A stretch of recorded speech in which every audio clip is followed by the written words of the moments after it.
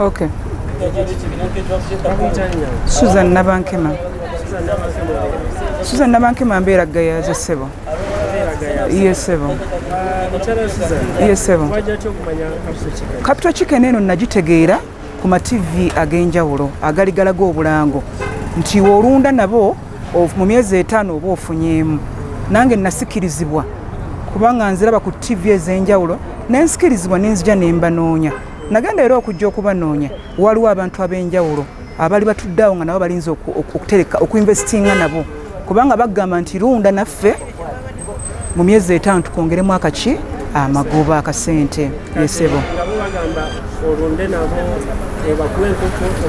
bakuwa sente kati for example nganze natandikira ku milioni 2 nti wolunda nabo mu myezi 5 nga waba wadda milioni 2 wejiwera myezi 5 bakuddiza amagoba ga milioni ga mitwalo 96 mwezo milioni zo 2.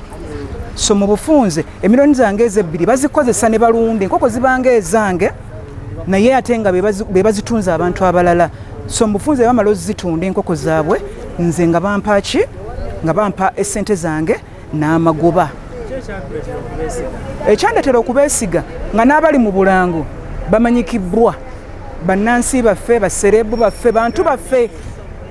For example nga Patrick Omujuuka abadde mu kalangaako ate ne balangira ku TV nze ndi mukyala mulokole balangira ku TV ezimu ez'abalokole ne ngamba olaba TV y'abalokole ekiyisiza ekiranga ekyo kiba kitegeeza bali genuine kubanga nze mmanyi waliwo TV ezimu esasobola kuteekako baffere. So we nalaba nga bali ku TV za kirokole ezimu n'ezitali za kirokole ne mmanya abo batuufu aye ne bannanga abaali bataddeyo nga bafunye bafunye kati gwe gubadde gusoose mbadde ngenda kufuna bufunyi nayo ko omuntu omu nangamba nno n'abaana bange mbaweerera bava mu Capital Chicken wenteekayo nga basoma ttaamu ejja nga ttaamu ejja basoma. Yesebo mwaka guno myezi 5 emabega mwaka guno gwennyini nze mbadde naakabayingira mpulira nti babadde amazeeyo emyaka 2 naye nze mbayingidde myezi 5 egikoze eki egiyise ssebo. Kati walaba empulire yoba akalango. Yesebo olina omuntu gwe basooka okwebuuzaako? nina gwe neebuuzaako yo yennyini aterekayo gwe neebuuzaako ne mugamba owaaye kiri kitya mpulidde balanga nti okola bwoti ofunamu bwe kiti nangamba nakafuna emirundi agi 3 ate kati omuntu waba yataddeyo ng'ate mukwano gwo aye naawe obiraye babiranga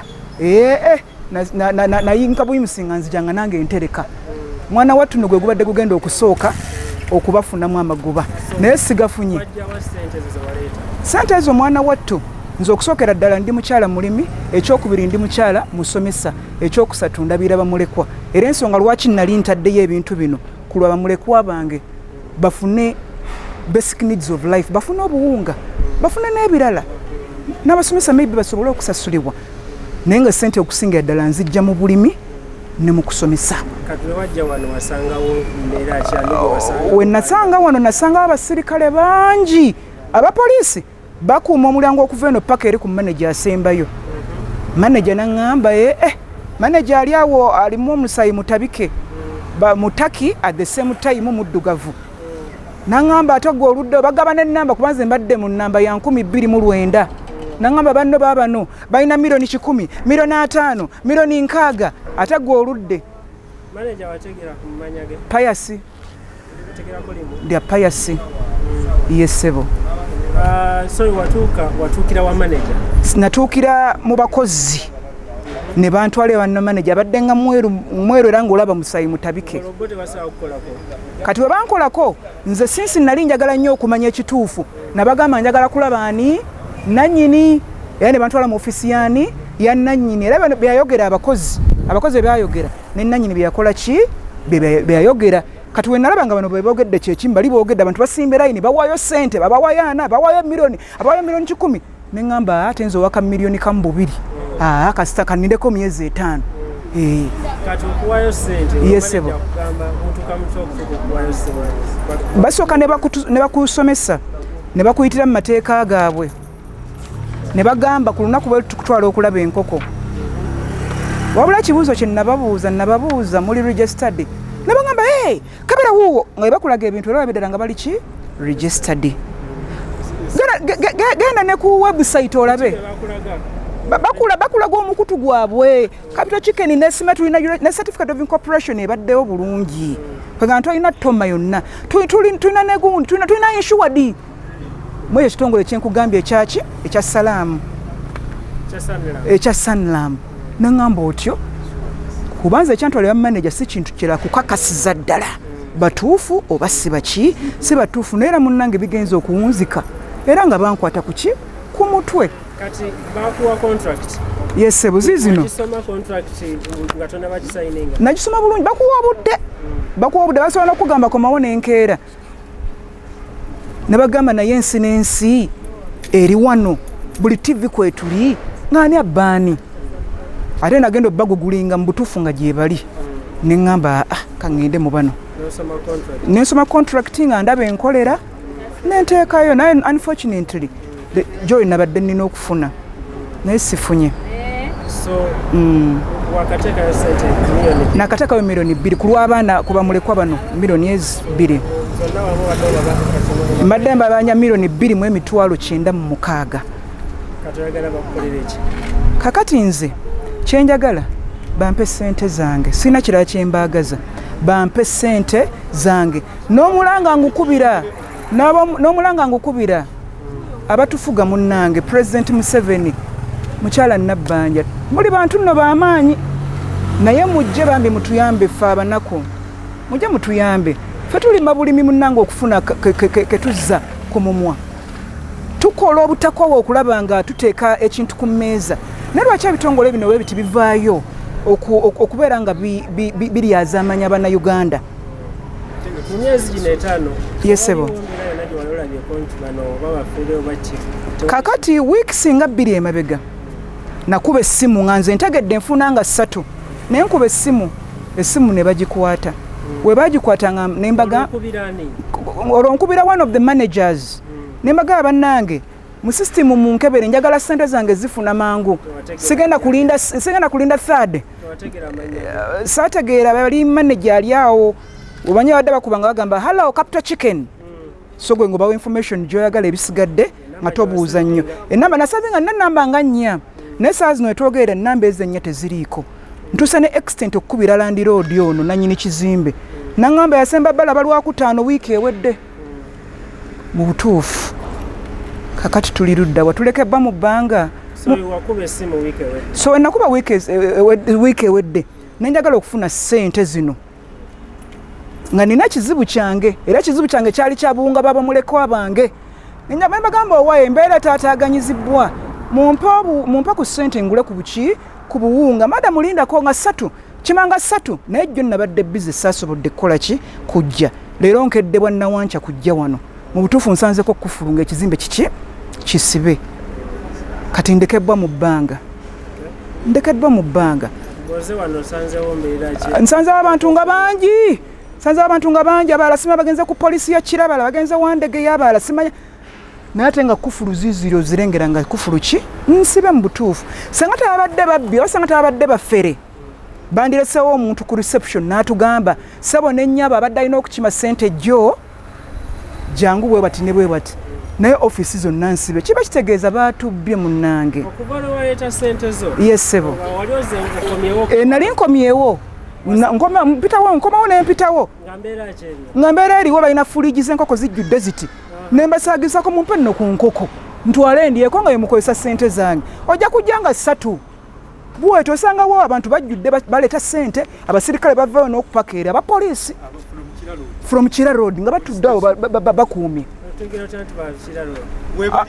ne kakati weebali kale oba bava Kira oba bava ku polisi naye beera bapoliisi nga bakuuma wano so ndowooza tutandikira ku bapoliisi abadde bakuuma wano n'abalalalala ndowooza ne Land Road kuba Land Road namba zayina nazo teziriiko ate teriku no Land for sale property for sale yiino office for sale kubanza mukubidde nga ayagala okupangisa ne mugamba nno ekituufu kiri nti kyeka bankutte ku mutwe banzibye mpa ku namba z'abasajja n'abadde bakuwa renti nanga mu butuufu ennamba zenna ziri 4 naye tezikola ki teziriiko babitosebe bebifaanagana mukama wange yesebo naye nkubira omulanga abantu batuyambe munnange batuwe ku busente bwaffe abali waggulu mu authorities batuyambe batuwe ku ki batuddizeewo ku ssente zaffe ate zikole ebirala. Yabadde kuba manager abamu ali mixed hafi Italy, mpulira abamu bagamba Italian, abamu bagamba Munnayuganda, abamu bagamba Mutaki, abalala bagamba Munnayuganda.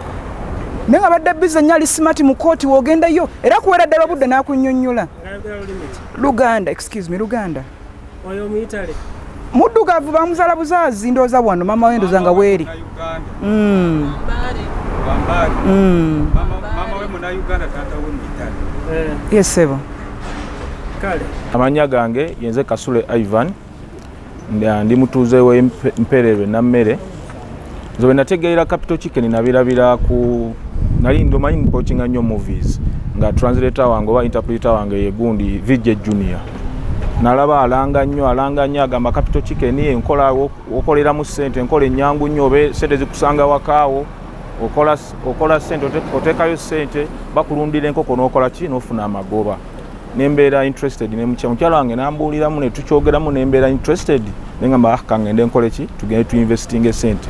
Twatandika n'akakadde kamu omwaka oguwedde twatandika n'akakadde kamu ogwo omwaka ogwaggwa ne tufuna amagoba naye era nga amagoba era gaali gakwezoobazoba ne tugamba kasenge tetulina nnyo kyatwogera nnyo kyamaanyi tuzzeeyo ne tuzzaayo era ezo ssente nga tusikiriza okujja. Nasooka kuwulira VJ Junior ne tukyogeramu nga nze ne mukyala wange kuba sobola kukola decision nzekka njokola ne mukyala wange maama w'abaana. Bwe twakyogeramuuko ne maama w'abaana n'agamba n'akigula nange nenkigula ne tugamba tutandike n'akakadde kamu ogwasooka baatuwa ssente twali tumanyi ffe kuba era ti mu contract ekiriimu nti oba omaze otuteekayo ssente ofuna akakadde kamu wafuna enamba z'abantu obakubira wajja najja direct wano ku ofiisi zaabwe nensayininga contract nensasula cash.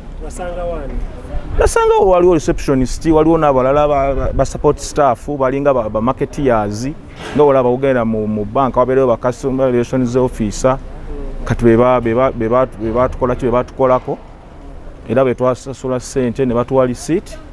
Bakugamba ki? Batugamba business ekola era ne tulabanga ne structures zaabwe olabira ddala nga business ekola musobola okukola. Kolo lwe wajja lwe wabawa ssente? Kolo lwennyini lwe najja wajja ne ssente ng'ozirina? Nga nzirina mu cash. Era nze omuntu gwenyiigira ali omu VJ Junior eyasinga otulo era ne firimu ze zaakola kati kuliko akalango firimu zonna muzigenderere empya eza Junior agamba mugende mu Capital Chicken mugende mu Capital Chicken. So otuuka wano osanga abantu bakuwa contract eyo bagamba yaki? Contract oba oyingidde nabo mu contract kati gobanga investor waabwe obawa ssente bo bakulundire at the end of that day nga bakuwa amagoba kyo kituufu abadde baatuwaako gumu ne tuddamu ne tuteekamu ssente ssente zaffe zifiiriddeyo nnyingi. Kati weegaliddewo nga olinayo ssente mmeka? Mbadde ninayo obukadde 3 naye era mbadde nkyasobola okwongera kubeera mbadde nninda salale wange nziremu nkole ki nyongereyo kuba nga omanyi munnange bya investment saving ssente zijja leero tojja ziteeka mu banka fixed account baabijjawo katuga tukole investment saving tubeere nga naffe tubaako kye tukola. Kati mukyango oteekawo ssente tofunako? Nafunako omulundi gumu naye ate era zaali za bulumi. Contract gye baako yali eggwako? Contract gye bampa yali eggwako mwaka guno mu mwezi gw'omukaaga kuba nagigulawo last year ng'eggwako guno mu mwezi gw'omukaaga. Esseewo mukama wange. Kweki ekyakuleetera okubeesiga? Ekyandeetera okubeesiga bibadde nnyo ku TV ebintu Bukedde TV kwebiri, Soloti TV kwebiri, wamu bonna bakoze advertisement ez'amaanyi ng'era olabira ddala nti business eri legit. Yes, naffe ne tubeera influenced okuteekamu ssente zaffe. Kati ki ekiri ku ground leero? Ekiri ku ground leero bisoose kufuluma mu social media ti ssente za gundi ba Capital Chicken ba bosses badduse ne ssente. Yes, naffe nange mba nina okuteekinga step ahead nzije ndabe ddala ntukire ddala ku head office ndabe ssente zaffe ziri biki. nsanze nga office ziri closed. Yes, era nawe osobola okulaba office ziri closed. Tewali kiriwo.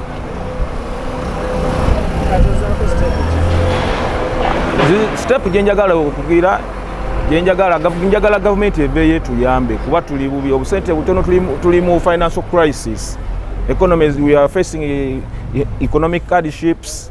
So twagala gavumenti ebeeyo tukwatireko kuba sinze nzekka. I'm not a only victim. We are mob, we are many. Badde nsaba gavumenti ebeeyo tuyambe. Jajja oli otya? Gyendi ssebo oli otya? Ndi siri bulungi banzibye siri bulungi. Aba capital chickeni banzibye ssente zange. Najja wano nga batugamba nti bagenda kutulundira enkoko mu luvannyuma lw'emyezi 5 batuwenga amagoba. Leeta obukadde 2 nga balina okumpa amagoba ga 9,600. Era emyezi gyange 5 luvannyuma lw'emyezi 5 myezi gyange 5 gyaweddeko olwaleero era mbadde nzize okunona ssente zange. Nangenza okutuuka wano nga kuliko kufulu.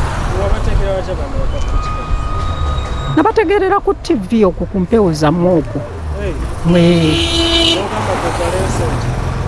Ati bwe nabategeera ne mbaako TV emu gye nagendako neebuuze. Ne bagamba batuufu gye bali. Era be bandagirira tambula booti nenzija kutuuka wano ne tubuuza ne batunnyonnyola batugamba tulundira abantu enkoko mu luvannyuma lw'emyezi 5 ne tubawa amagoba ne batunnyonnyola ne bagamba nti okutwala emyezi egyo ffe tusooka ne tumala okugyamu ssente z'abakozi ate nga naawe okiraba. Ne tugamba kale emyezi 5 tujja gigumiikiriza.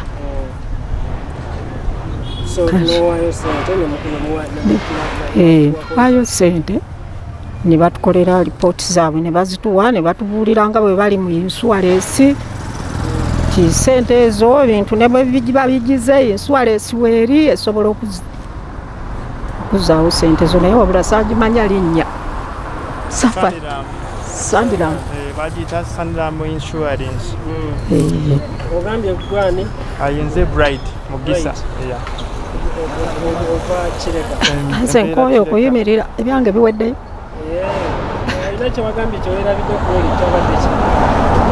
Kyeneerabidde mbadde nsaba nti gavumenti yandinoonyezaako ku akawunti z'abantu bano bwe zibanga weeziri nga ziriko ssente batuddizeeko atirisiti.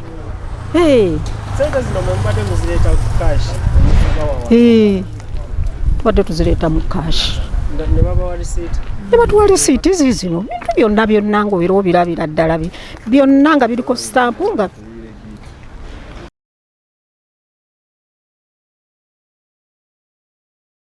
bwe mbategeezezza nga tutandika program eno waliwo era kampani endala erimu bya ssente egenda kubba abantu ku Kampala Road mu kibuga mu ggwanga Uganda. Akadde konna bagenda kubabba. Akadde konna ku Kampala Road kampani ekikabo ekityo weeri egenda kubba abantu. Ate bababbe tetubasaasira. Ekijjoma nkinyaga bitono nkibabuuliridde ku Kampala Road weeri. Kampala Road siwe wano okuva ku gundi. Sikwe kuva ku gundi ku bitaala.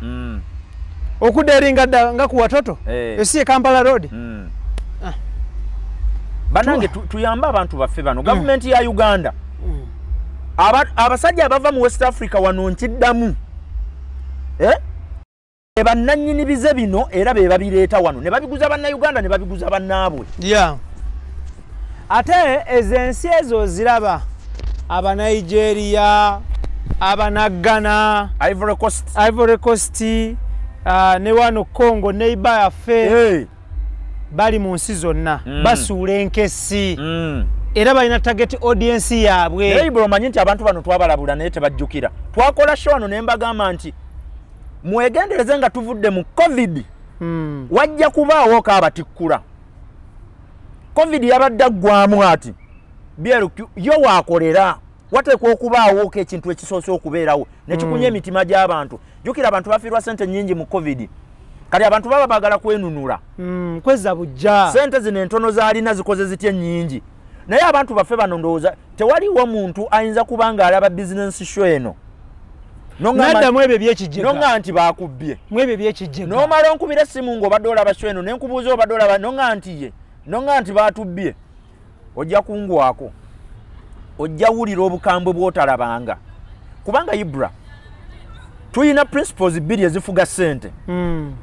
Osobola okufuna ssente mu ngeri yokka ya mirundi ebiri. Otekwa okubaako ekintu ky'otunda ng'eriyo omuntu omulala ali wiiringi okweexchanginga ssente n'ekyo ekintu. Ku olw'ekyo ky'otunda akwate zaalina enkalu azikuwe ggwe omuwe ekyo. Kaakati engeri ey'okubiri eriki? Engeri ey'okubiri bwe mba situunda services oba information because companies zino zijja n'agamba tubeetinga. Lwaki nze tombuulira empiira gy'ogenda osibako ssente neneesibira? Naye nga yeba naye kuva ddi nga abantu bagaggawalira mu betting? Omanyi abantu bano nabo bayina engeri. Kuva ddi? Nina omukyala mukwano gwange ate kati ggwe kino ke kyabaddewo wangendedde ddala ku mutima. Naye obulumi mmanyi oyina bungi. Namugaana okugula bitcoin. N'agaana. Example gye namuwa ku bitcoin nga sinaba mugaana mugula nakati njiddamu. Kiro y'ennyama ey'ente esobola okusinga bitcoin emu ebbeeyi under some circumstances. Etya sikitegeera. Etya kiro y'ennyama emu ey'ente esobola okusinga coin emu. Coin ya bitcoin kati egula $1,900. Kiro y'ennyama egula $1,400. Awamu gumu kitundu. Naye waliwo scenarios nga kiro y'ennyama esobola okusinga bitcoin. Njikuwe singa ente zonna eziri mu Uganda zirumbibwa obulwadde obukadde bw'ente nga 10 ne bufa, foot and mouth disease, ne tusigazaawo ente 2 zokka nga azirina ekika kyalina tekirwala. Nyina obukakafu nti kiro y'ennyama esobola oweza obukadde 7 bwa Uganda, ate esobola n'okugula $1,10,000 kiro y'ennyama emu singa asalawo okusala ente emu omwaka. Ye bitcoin eyamuleeta yasooka mmutereka n'amuyisa mu bagagga ne batandika omugula ssente nnyingi n'abala ne balabira okwo. Bitcoin ng'oggyeko okumuguza omuntu omulala kirala kikyasobola okukola. Sibimanya nti nze bino ebintu sibimanyi.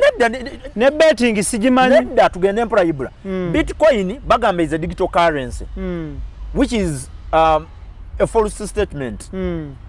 Bitcoin talibeera tajja kubeera tagenda kubeera okujjako nga it's a government digital currency. Nenga muntu mulala bwe banaaligolizinga bitcoin n'abanga ali mu nsi yonna nga currency ekkirizibwa okukolebwa, nange nja kukola eyange. Ne supermarket zijja kukola bitcoin kubanga supermarket nazo zikola ssente ezaazo. Bagamba bw'ogula ebintu byakakadde nga tukuwa bonus points 3. Bw'ozaacumulatinga ne ziweze $1,000,000 ng'ogenda ogulayo ebintu ezo teziba ssente. Ziba ssente. Kakati abantu baffe bano be bajja ne bawuddiisa ebintu bino lwakuba temubisaako nnyo birowoozo. Naye Ponzi schemes mu Uganda nkyalina obukakafu bungi nti mukyalimu companies ezisoba ebibiri muno nga nezirina ekiruubirirwa ekibba abantu. Eno BLQ yavuddeyo lwakuba abagibaddemu mubadde ku Twitter. Ababadde batradinga nabo babadde ku Twitter. Nagaye babbye bayivu. Kati ate asoma Telegram agikozesa. Babadde bamugamba simanyi giragira wano ne bakuweererezaawo linki ya Telegram mufuna account. Bagezi bakimanyi abantu abatukulembera ebyo tebabikebera. Biwanvu anti obudde. Biwanvu. Singa byali ku Facebook singa baabiraba dda. Extra Digest mugoba nsonga tukola ne Gandhi Hardware Store entinda. Gandhi Hardware Store basangibwa ku Reed Complex N19 ground floor. Wajja okubanga basanga okuliraana Kampala Independent Hospital. Kubira omulango muzimbi nti jangu okwatagana ba Gandhi buli kimu kitambule bulungi nnyo. Tuli ku business mind olunaku lwa Sunday tuli ne Chris Rule tugende maaso. Ponzi schemes zonna nga bwe mbadde nkugamba Ibra. Genda ng'otunuulira we tubeeredde mu kiseera ekyakatuubagiro waliwo abbye banne. Ekyasinze okubeera popular yeyo y'omusajja Bernard gwe bayita Ben Madoff. Yagitandika 99 n'agidduukanyiza emyaka 17. awo nanga ali mukayimba kale matikula ntikula era mukazi we yagaana omusonyiwa kubanga okumanya ali mugezi mube yabba ne mukyala we yalimu abo benjagala omukyala yali akola mpe namba ye omukyala yali akola ku New York Stock Exchange mpe namba ya Benard ate yafa mugwaku n'omwaka oguwedde mutabani we omu yeetuga mu 2012 omulala yafudde kansa mu sente y'ekibi yafudde kansa mu 2010 sente y'ekibi abantu tosobola baleka Ibula omusajja oli okumanya yali mubi Ben Madoff yabba n'emikwano gye be yawangala nabo be yakula nabo n'ababbiramu sente y'ekibi red flag nga banaakubba oli bwakuleetera ekiboozi okusooka kisooka kubeera kinyuvu nnyo nga kirina returns eziri excessive kambabuuse wansi w'enjuba wano tewaliwo business eyina annual return on investment ng'esuka 40% mu finance tetugirina mu Uganda mu nsi yonna okay teriiyo banka bw'ogyewoolako sente omanyi lwaki banka yo yeewolera ku 2% bw'ebeewola neewolera ku 28 gavumenti bw'ebeewola banka oba banka ya Uganda oba banka y'ensi mu nsi yonna bw'ebeewola abantu abo ebaweera ku 3 4 5 6 oluusi 2 bo bwe bazitwala okuziwola abalala nga baziwa 25 ne bantu mmwe gwe naawe okimanyi oli bwazikuwera ku 10 tosobola zizzaayo kyokka te gwe bw'oziwadde oli ku 28 ng'ekizimbe mye era mu mye olw'okuba banka somero lyo mye olw'okuba banka zaali ziwola ssente nga ziri waggulu kyekyaleeta stock market ekigendererwa kya stock market eri edda gye twali 1940 1930 1919 eyo ebiruubirirwa byali ebi bibiri kugula migabo mu kampani bakuwe ku magoba ge bakola n'okunoonyeza ssente tuwe kampani egaziyo emirimu gyayo ebiruubirirwa ebi bibiri bwe yayingira mu abayaaye ne baleetawo kye bayita kati common stocks ze ziruwa ezo z'ogula nga kampani okututumuka kwa kampani ne stock gwe wagula tebikwatagana kampani ne bwekola obuwumbi 4 tekuwaako yadde 10 tekuba zizo nze ekintu ekyanyiza kiikino nagoberera Tesla okuva 2010 nga nteekamu akasente akatinitini okuva 2010 paka 2018 Tesla yakola losi ya buwumbi 4 n'obukadde 8 obwa dola loss kyokka okuva 2010 stoko ya Tesla we yagendera katale yali egula dola 15 ku 2 twagenda otuuka 2018 ng'egula dola 3 mu 5 abantu bo bafunye kampani egamba egudde ne ngamba bino bikwataganirawa nga tebigatta kampani tekoze magoba ate ba investor abateeka sente mu common stocks bo bafunye ngenda mu kunoonyereza nkumazeemu emyaka egi 3 report gye nfunye ngenda giwa ensi ngenda gibawa lwaki kampani esobola okukola amagoba abasajja abataddemu sente bo ne batafuna ne bafuna kampani neetafuna oba kampani neefuna nnyo bo ne batafuna ekiruubirirwa kampani zezisinga okulistinga ku stock market ng'ogjeeko bano kubanga stocks zino bazaawulamu ziri ze twayita dividend ezo zisookayo eyo wansi abo bo babawaayo bano abajja mu secondary market yadde 10 kati olwaleero egenda kuya Google olabe dola 9 nepa value yaayo eri nga bakusasula eri 0.001 nenga bw'oteekamu 9 akatale bwe kayika bakudiza 0.001 singa kaba kayise ng'olina business mind kwe tuli tutunuulira oba nkinyonyole ntya big company oba organizations ezikozesa obukujjukujju okubba abantu mu nsi ez'enjawulo bino bye twogere tebiri mu Uganda mukka biri mu nsi yonna we bitali wali awa mu ggulu mu ggulu teri bukujjuku eyo naye abasajja abasookayo oyo Charles Ponzi manyeera ne mu ggulu alayika gy'ali atetenkanya anaagatta bamalayika alabika ali mu kukozesa ka angel receipt okudupinga abantu so Chris embeera eno yonna abantu babuuse soko obuuse abantu balina kola ki ekyo obuuziza kirungi buusa abantu labula abantu because ne bwe tunayogera enjuba neveeno neddeeno zino kampani zikyajja naddala omwana w'omufirika ate ye wakubonaabona nnyo ate abasomye mmwe bakyababba nnyo naye lwaki abasomye babba nnyo anti nagambye abasomye buli kimu kisoboka mu maaso g'asomye era yini gye bayisaawo kati asomye naye nga tali mu finance kati nga nze bwendi tosobola kundeeta nze wondeeterera bizinensi diiru yonna ng'eyina annual return on investment ya 20% oba onguddeko omutwala kaguddeyo ebintu bibiri byanjawulo ngenda kusaba evidence ne proof byanjawulo ebyo bibiri byanjawulo poliisi esinga saba ki poliisi esinga saba ki poliisi esinga kusaba evidence teyagala proof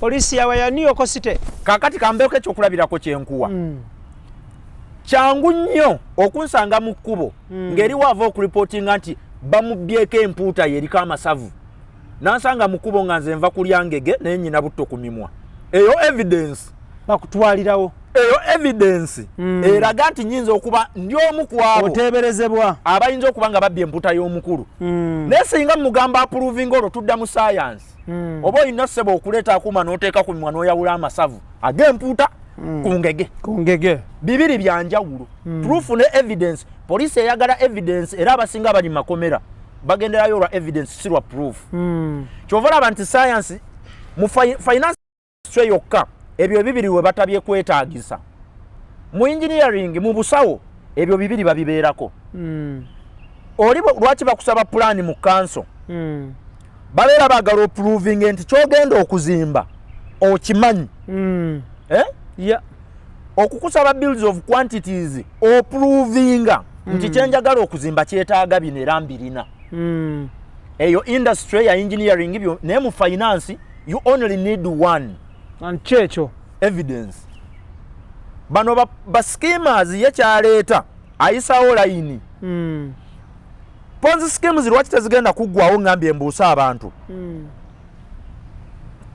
bweba ekyaliyo abantu abalowooza nti mu maaso ga Katonda buli kimu kisoboka aba abantu era bakyabbibwa nnyo tebisoboka ebimu tebisoboka bitya mulimu ebitasoboka mu maaso ge bingi ibura tewaliwo industry wansi wanjuba wano eyina 200% return on investment buli mwaka oyinza okuba ne evidence but you won't prove tosobola kiprovinga nti kisoboka so science watuyambira kyova olaba nti omutonzi ekyo yakitulekera proof yagitulekera tugikola abantu evidence eri everywhere bwe nkusanga nga oyambadde bulungi onanye that is evidence nti oli bulungi mu bulamu reflection but singa gamba proving nti oli bulungi kisoboka twala wosula oyingiza mmeka omwezi era okola mmeka bameka abakulyako ovuga motoka ki obezaawo bameka oprovinga nti kyewalabye ku ngoye kyekino kyenkola ki kakati okubuusa abantu okusooka buli sikimu yonna gye bagenda okukuleetera nga esoundinga too good to be true emikisa kyenda ku buli 100 bakutwala bagenda kukunyaga nditeekamu omutwalo gyewo akakadde D9 nali ntegeeramu awo nga nfunye ku ssente omu ku mikwano gyange omuwala najja ku ofiisi nangamba eno kampani egula shares za simanyi waliwo awo kampani egula shares zino nezizanyisa nezeeno nezeeri oteekamu omutwalo bakuwa ebiri after 2 weeks namuga tonsiruwalirako namubuuza omanyi kye nasoma nti nedda nemuga nasoma ssente nemuga mpaayo bizinensi emu gy'oteekamu omutwalo n'ofuna ogwokubiri mu weeks 3 nemubula nemuga fuluma otulabyeko weeraba newankubadde bitcoin cryptocurrency afuna kiralu sijja tabajja kulya ku zange temujja zirya oganye balina evidence tebalina proof nze ate ebyo bibiri mbyetaaga nga bwe gambye mu industry eri evidence y'okuba nti omuntu ali cancerous tusobola okukulaba oba oli ali cancerous oba tali oba ekimuluma kirala the only way we can find out nti oli cancerous is by getting the proof from your samples. Science watukola ki? Wasingira finance. Eno bagambolazi bangi. Osobola okupikinga omuntu ku street n'abeera governor wa bank. Nedduka na bulungi. Nekola na bulungi okusinga endala. Ekyokulabirako kyenkuwa kiri kimu. Mu 86 omusajja gwe baali balowooza nti yasinga okutegeera eby'essente mu nsi yonna yoyo Ben Madoff bakwata ekitongole kya Nasdaq National Association of Securities of Dealers Automated Quotations ne bamuwa obwa chairman. Okay. N'abuddukanya bwe yabuvaako bwe kaba n'azuula obunafu we buli obw'essente za America. We yayitira. N'atandika Ponzi scheme n'agiddukanyiza emyaka 17. Bwe yagenda mu kooti nga ate nekisinga okuwawunyisa kiikino. Companies meka zomanyi nga audit firms naye nga z'amaanyi mu nsi yonna. Tulinawo KPMG. Eyo ne mu Uganda mweri. Mweri wano. Tulinawo Price Waters. Ogimanyi? House Coppers. Yes. Tulinawo ko Basidman. Basindika bagende ewa Madoff Associates. Ne bamumalako emyaka 10 nga bamunoonyerezako ne auditing ebitabo ne babulwamu akantu konna nti ali mu kubba. Nga byonna bigatta naye nga ali mu kubba. Omusajja yababuusa. Yali avuganya naye. Ngera naye mubbi. Naye yali mubbi. N'asanga omubbi omugezi omusinga. Kaithi Kanabi ne Daniel Mugoya. Gwe. Akantu ako kanyumira. Naye yali obategedde otya? Baliwa. Daniel Mugoya ne Kaithi Kanabi. Oli yali mubbi. N'agende wa mubbi munne yagenda nga client. Namugana ye why gwo kikola otya? Oli namuga empapula zizo yitamu. Bwoba oyagala ngo negattako. Kyamutwalira eddakiika ago amakumi 40 okumanya nti ono mubbi wa lulango. N'adduka emisinde. Yatunula mabega. N'agenda babayita bagundi Securities and Exchange Commission ya US efuga securities zonna. N'abagamba ngudde ku mubbi. Mujja mu mulabe. Okukakananga yani? Bwe bajja.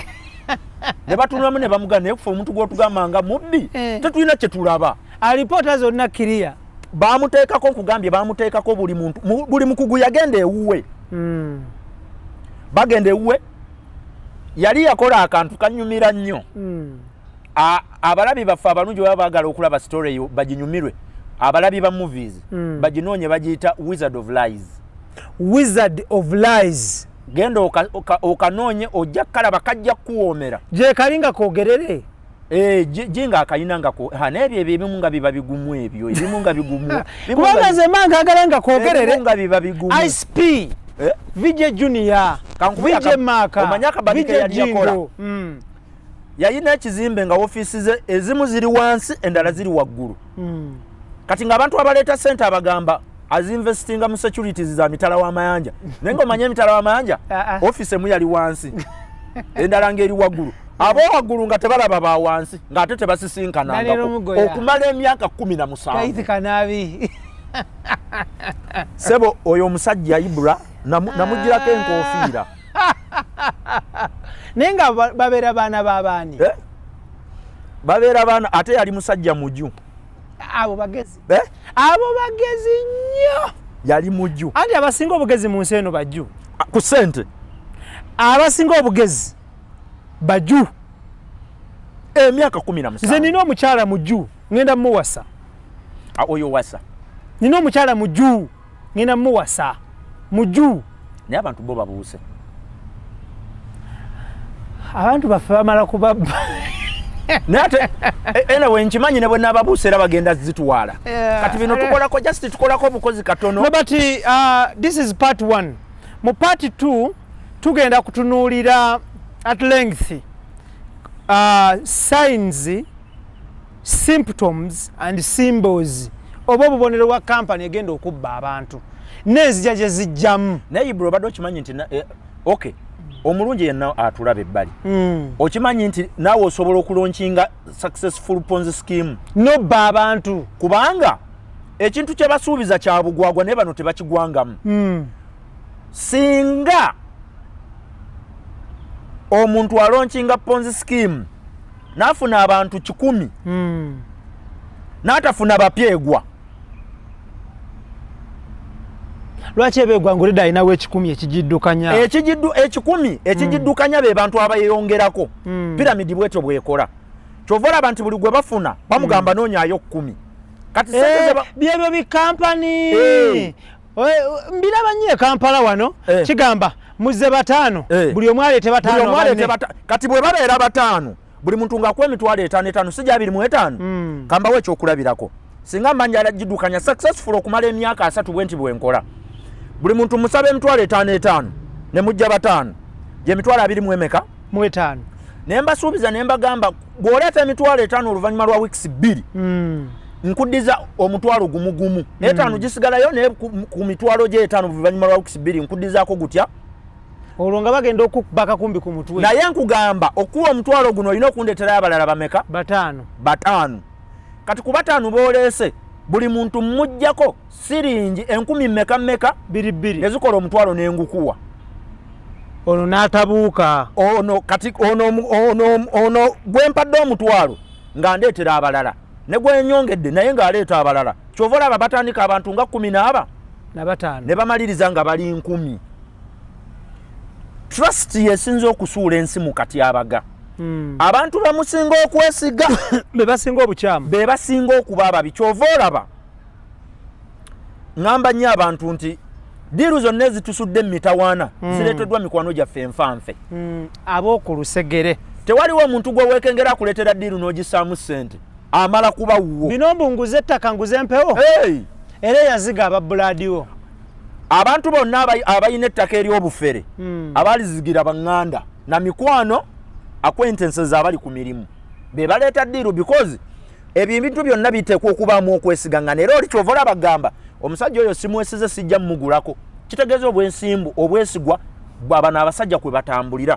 ye ekintu kyalina kizimbira ku noonyayo abantu 5 beweesiga ne Madofu bwatyo bwe yababba Madofu yali takwata ssente za buli muntu ng'ozireeta nagamba ezo sizaagala baali bagita exclusive kirabu ng'akwata za minywanyi era ng'okuyingira mu kirabu yo baabisangamu n'enguzi owayogerako ne musajja wo n'awakkiriza ssente za kyokka akkirize bamubbe assaamu enguzi agende bamubbe a speeding up reaction so ponzi schemes zino mu Uganda okuzirwanyisa okusooka kye tulina okutandikirako rule number 1 abaana abali ku university bonna be babbyeko essente munenye abantu bonna ba motivational speakers abakulembeze mu nzira ate mu abakulembeze abenzikiriza mulekerawo okusomesa abantu mbusimanyi kisa kya Katonda kye kireetera abantu okuba obulungi bye bibbisa abantu ebyo bye boogera ebyo kubanga omuntu ngamba otya munze okuba kyendi kibadde kisa oli bwanandetera ponzi scheme n'enjiyingira kati nayawula ddi nti eno ya Katonda oba ya sitaani okusooka abasajja abo bw'aba nabba asooka kukolayo ekintu kimu ekimwagaza society bw'aba nabba Kampala basooka muzi marathon n'ateekamu ssente neyeekubya mawulire yagabidde abaana abato abalwala okunyeenya emitwe obukadde 10 musajja wa mutima mulungi oyo omusajja gwe bajjako erinnya lya Ponzi yanoonya bwabba abantu n'abulirirwa omanyi kye yakola waliwo omukyala waliwo explosion y'amafuta eyabaawo manye ebiseera ebyo baali bakozesa ttaala zino ezatadooba omukyala amafuta ne gamukuba ne gamwonoona olususu ate nga muwala akyali muto n'akaaba nnyo nagange nafumbirwawa ono omuyaye najja n'amugamba nti nze bagenda sala mugongo gwange ennyama bagikuwe bakikola bamuggyako ennyama mu mugongo n'ekuno ne bagiwa omuwala n'addawo n'afuuka embooko era Chausi nga tannaba kubba abantu yawangulako ekirabo kya Kanegi baki waliwo omwami baali bamuyita ddale Kanegi muki musajja mu America mmwe musoma kine musoma bintu kimu bamuyitani bamuyitani okay Andrew Kanegi choka tomanyi omusajja yali omugagga wa steel mwami bamanyi olowooza nze abantu abamu ne kakati kambuze fe tubeera naffe tubeera wano mu kiwunya Makerere So anakuba asooka kukolayo kintu omanyi tukiyita buying trust from the society. Oteekwa okukolayo ekintu ekisikiriza abantu okukwagala ofuuke ow'omutima omulungi. Batandika okuweerako referensi. Kyova olaba bino ebintu bisatu bwe binaakyuka eggwanga Uganda ligenda ttereera. Abasomesa business mu universities bwe banaaba bakyali ba professors, Uganda ekyakola bubi mu business. Soko kiddemu bakola ki? Okutuuka nga abasomesa business be babazikola. Business community ya Uganda tegenda ttereera. Okitegedde? So kirina kuba kitya? Not until ba practitioners abali mu business hands-on, abayina hands-on skills nga basomesezza abaana baffe. Ennaku zino omuntu ava ku university nagamba nkoze business administration n'omulekera business weeks 2 n'agirya naye mwennyini n'omusanga nga yeetaaga buyambi naye nga ava kukola business. Lindako omuntu ava ku university nga bamutikidde business administration nga yagivunye first class nga ku mukolo gwa graduation mwalidde $2,000,000 ne bantu mmwe temubala. Nokola omukolo gwa graduation gwa $10,000,000 oba 7 ng'omwana yeetaaga obukadde 3 agende mu business tamala emirundi akoona 1. Ekintu ekyo okujjako nga kikyuse. Ekiseera njala kituuke nga abantu abalina hands-on be bagenda ne basomesa abaana baffe bano nti Chris, tugende mpola mpola. Omuntu asoma business administration n'omuwa okuddukanya omudaala gwa mukene n'agulya n'omusanga nga naye mwennyini yeetaaga buyambi ng'alina first class mu business administration. Elon Musk nkwagala nnyo mu kampani yagobamu ebintu ebyo. Bwe babeera balanga emirimu waliwo emirimu egiteetaaga qualification. Waliwo emirimu egiteetaaga. Kyova olaba kikaluubirira nnyo abantu okutegeera ebintu bino wammanga bibiri. Oli kimwanguyira nnyo okuvumirira CEO afuna omusaala ogw'M45,000 n'atavumirira musambi wa mupiira afuna $20 mwezi. I mean week. Nga tateebye ggoolo. Nga tateebye ggoolo tawangudde kikopo. Abamu n'okusamba tebasamba ne ku line-up nga taliiko n'afuna ago. Ng'ali katebe. Oyo teri amuvumirira siwulirangako Kaifika naabi. Ate yagusamba ddi naawe oyo. Ali mugundi, ali muyanga. Ibra. Ali muyanga. Kiri ku record. Busega yanga, Jogo Junior. Siwulirangako omuntu avumirira Tiger Woods kusasulwa buwumbi bukadde bwa $1 olwakano. Katya. Naye nalaba abantu wano bwe bajjayo enjala. Nga bavumirira omukyala gwe bawe $1,000,000 oba zaalya 5 oba 8. Owaaki? Ono wa Uganda Airlines. Kyogereko. Andi bayite babatuuka. Baliwa. Bali ba Kristiano babalengerera mu video. Nedda tebalina omanyi lwaki? Kiri mu butonde bwaffe ebintu bye tutategeera tulina vumirira bivumirire. Yeranje eno. Yeranje eno. Eyo. Kakati bantu batono nnyo okujjako nze. Nze asobola okutegeera bamutula kye omulimo gwe. Ekimusasuza. Sina biwandiko bye mwali mu musaba. Era nabagamba wano. Ne mbagamba nti gwakyanoonya ebiwandiko okunoonya omulimu omunene. Obere nze kati olwalero bwompa appointment nga nyina kubeera Governor Bank of Uganda. Ninza okukola obulungi n'ensinga n'abalina ne ba professor. Okay, extra digest mugoba nsonga Chris katukute. Kamba malireyo ke mbadde njagala okubagamba kano kenyini ke tubaddeko ako. Lwaki abasambi b'emipiira tetubavumirira ne tuvumirira ate nga basasulwa weekly nga te sente zaabwe zijja weekly. Kitegeeza nti mu business yensonga lwaki njomu ku batono ennyo abaagala ebitongole ebibadde bigaba obuyambi bakendeeza okuvujjirira ebibiina ebitalina value gye bigatta ku society naye olw'okuba biri non-profit.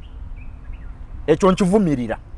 Njagala abagaba ssente ze twaliise za charity okutuuka nga munaakyusaamu mu nkola mu kifo ky'okuwa ebitongole ebyo ssente ne muziwa businesses ezistrugglinga eggwanga liwe lirikyuka. Tosobola kuba na bizinesi ntono yeetaaga $10,000,000 oyongeremu n'owulira mbu ate bawadde ekibiina kya nakyewa esimanyi balina ekibiina ky'obwannakyewa emitwalo gya $4 $5. sente ezo tezigenda mu bezumu wadde administration extra digest mugoba nsonga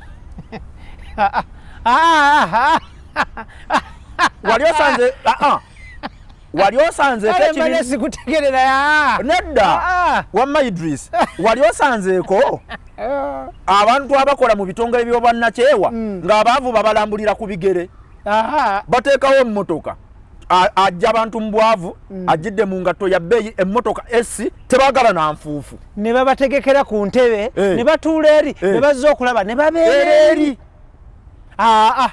kituufu okategedde ne bukeera ku makya MD w'ekitongole ky'obwannakyewa ekijja abaana ku nguudo aba batalina mwasirizi oba abaana bamulekwa enfunzi nga babe bali Amerika gye basomera red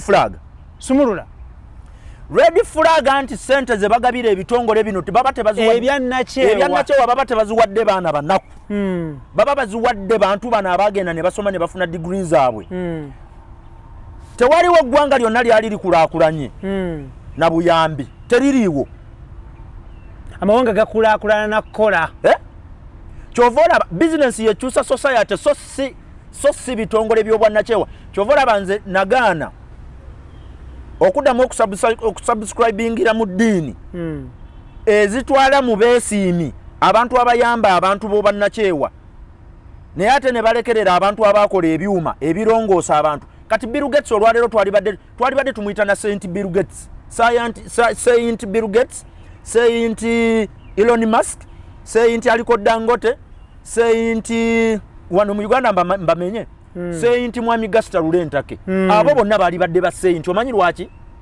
omugenzi gundi mulwana Saint BMK tata wange kubanga ebintu bye bakoze bigassa ku society naye ebitongole byammwe ebyo mpayo omuntu omwe yali agaggawalidde mu kitongole ky'obwannakyewa extra digest mugoba nsonga tetugenda kubanga tusukawo.